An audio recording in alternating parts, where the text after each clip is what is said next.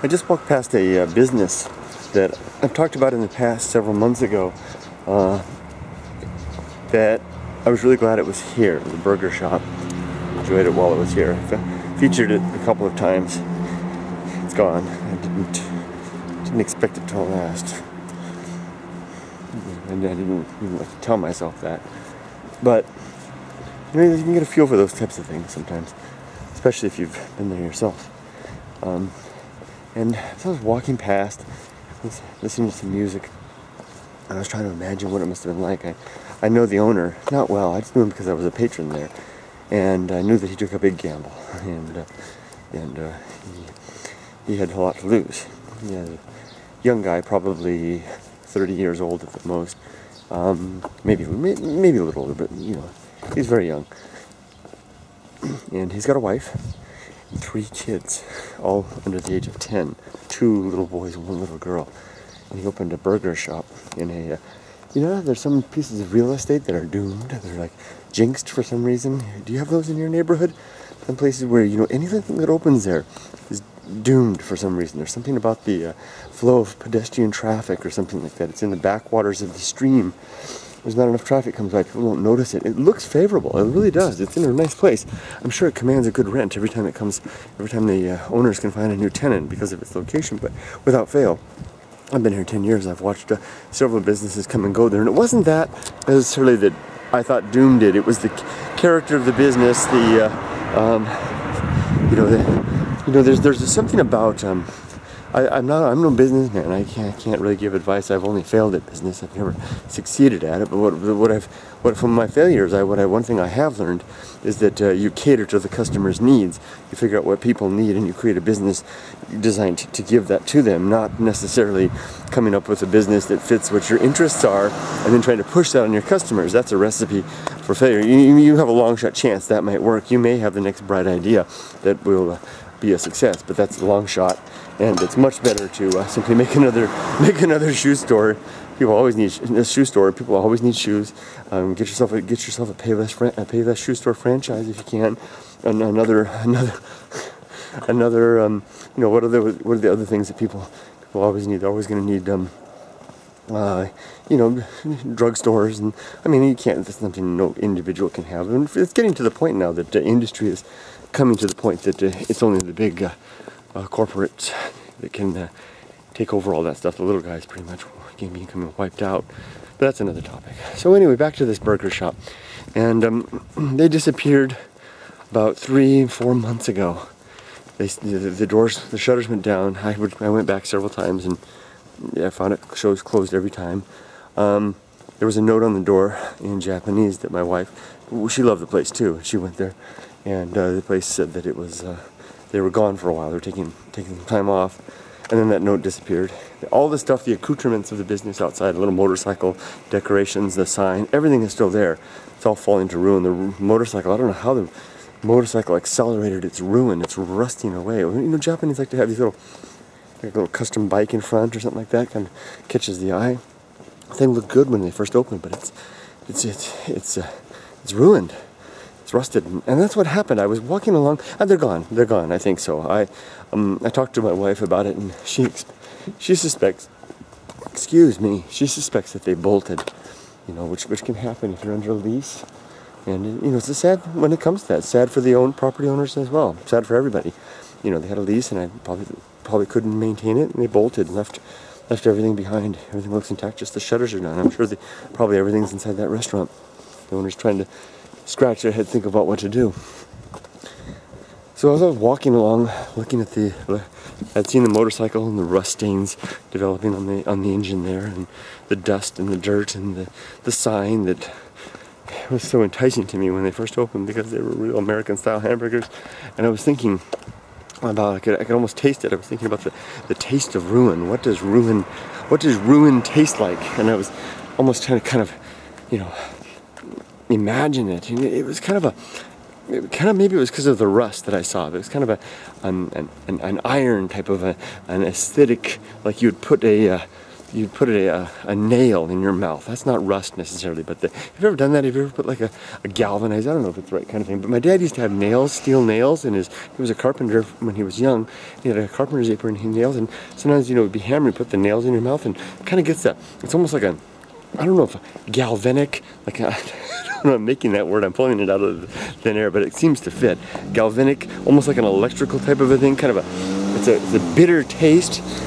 That's kind of what failure tastes like, or the taste of rust, what I think rust might taste like, the iron taste. It's not sour, you know, failure, or not failure, but ruin, that's the word I'm after, not failure. Ruin, that's where failure tastes different. Failure tastes, bitter, and it bites, and it's almost something that's different from bitter. It's got a painful component to it. It seems to hurt you in a way, whereas ruin has something more akin to death, and the sense of decay going on, the complete loss, the giving up, the having gone over it. And I'm speaking from experience. You know, I failed at my business, and I've talked about it before, and I remember what the failure was like. Look, I mean, good gosh. I mean, to have life's work, you know, all my fortune and everything lost in that regard. I mean, I never want to experience that again. I was talking to my friend Toshi about it the other night. I mean, I imagine the loss of of a child was the only thing I can imagine that might be worse. You know, a loved one, you know, actually physically dying. But just have to see all that effort, all that, and the shock to your system. Failure has a different feel. Failure is a blow. Ruin is decay, and they have a different bite to them. Failure typically precedes ruin, and to the individual who's undergoing it, the failure is devastating. The ruin is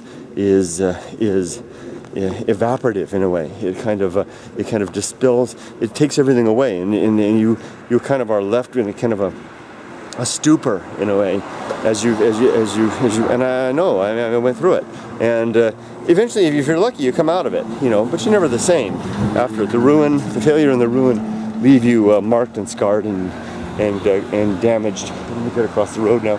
It's still green, and I felt compelled to try and capture that. It's almost a tactile sense. It's almost a taste. Those two things have almost a taste. I bet I could explore it further and find other aspects, and I'm focusing on the negative now, because the negative have been the most influential upon me. The positive stuff in my life has all been positive stuff is like an forgive the nature of it, but it's the thing that's coming to mind. It's like an orgasm. You know, it's satisfying. It's good. It's cumulative. It's cumulative. It's a high point. And there it is. And it can be procreated. It can cause a type of procreation. Success can do that in terms of being the seed, laying the seed for future endeavors. But in a way, it's not educational. It's more satisfying. Success is. Success, in fact, can do the opposite of educate. Sometimes it can lead us astray, give us a sense of false confidence. I'm speaking things that everybody knows, but I mean, for anybody that's had some experience, I shouldn't say everybody knows. Young people may not know this. Maybe it's worthwhile to make videos like this. But failure and ruin are, if you can survive them, and you can. Unless it's bodily ruin, where you've destroyed yourself through mismanagement of your health, or through mere accident or fate, you may not survive that. But your example of your ruin can be a benefit to others. There is a lot to be said for those who can face death in a noble manner, a courageous manner, and be an example for others. That's a test I haven't yet gone through, but if it comes to that, I hope that I can be worthy of it and live up to it. But back to my point. I mean, failure and ruin, if you survive them, you have an advanced degree. If you learn from it, I'm kind of dense, and I tend to repeat the course over, just like I did in college. Yeah, can't tell you how many times I took calculus, failed every time. I mean, at least I think I took calculus in college. I think I took it 7 times. Failed every single time. Never got through. I can't do math. I can't do it. I can't. And it's really a huge disappointment to me, because I know that math is the language of the universe, and I can't do it. So I mean, I gave up. You know, eventually. And I had tutors. I had everything. I just can't do it. so that failure didn't. That failure only taught me a limit. I guess it did teach me something. That it wasn't ruin, but loss of my business, the ruin of my fortune, the ruin of my ego. Man, if you guys had known me when I was successful, when I was rich, when I was a millionaire, what an ego I had. I thought I was the stuff, man. The ruin of that was the most the most valuable thing that's ever happened to me. I mean, it really is. There's no way that I'd be able to. I don't think I'd be able to make any videos worth a hootenanny if it hadn't been for that. You know, anything that I would make now, if I hadn't gone through that, the videos that I'd be making now would be full of condescension and lessons from on high.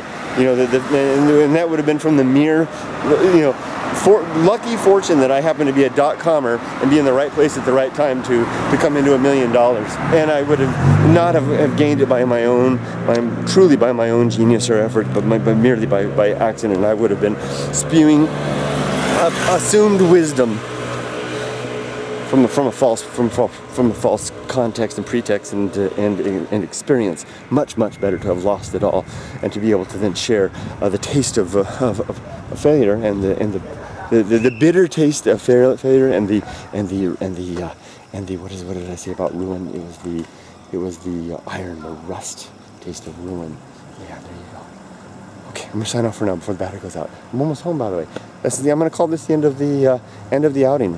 This video is part of a series that I'm calling the Abandoned Shangri-La hike, and this will probably be the last video in the series for it. So thank you for joining me. Nice to finish on kind of an introspective, extrospective sharing note, huh? Can you say extrospective? Why not? If not, we'll made it up. See you later. Have a great day, guys. Peace.